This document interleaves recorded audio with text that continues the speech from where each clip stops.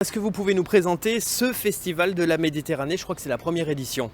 C'est la première édition et en réalité c'est l'avant-première du festival parce que le vrai festival qui va être le festival du film sur la Méditerranée, on va essayer de le monter l'année prochaine et ça c'est une sorte d'avant-première, un avant-goût pour mobiliser les gens autour de ce festival qui sera un festival annuel et où on mettra en lumière toutes les beautés de la Méditerranée, mais pas seulement les beautés. Alors justement, pourquoi avoir créé un festival de la Méditerranée? Parce que j'ai créé une association qui s'appelle Sauver la Méditerranée, qui est soutenue par des entreprises, le fonds HLD, pour la Méditerranée, parce que la Méditerranée est en train de mourir.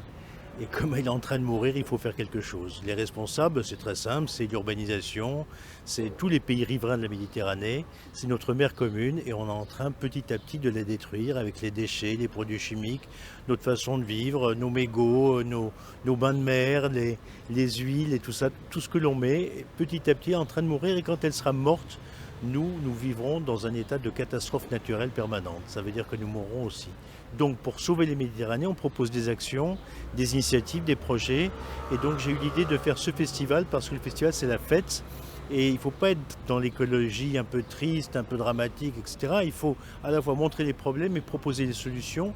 Or, les solutions existent, donc on fait venir des élus, des chefs d'entreprise, des associations, et on soutient financièrement des associations avec des projets ici en Corse, mais aussi à Marseille, à Nice, sur la côte, et bientôt, je l'espère, dans tous les pays riverains de la Méditerranée. Est-ce que vous pouvez nous parler un petit peu de ce programme des 3 jours ici à Ajaccio?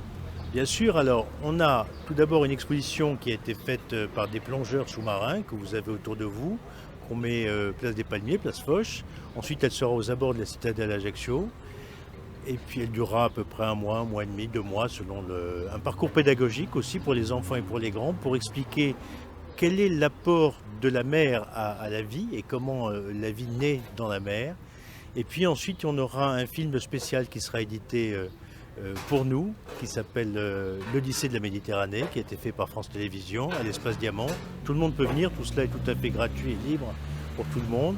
Et puis ensuite, on aura un débat et des propositions de projets, justement par des maires, des entreprises et des projets pour sauver la Méditerranée. Et puis l'après-midi, au port de l'Amirauté, il y aura des démonstrations de ce qui est fait par le port pour faire d'Ajaccio un port exemplaire.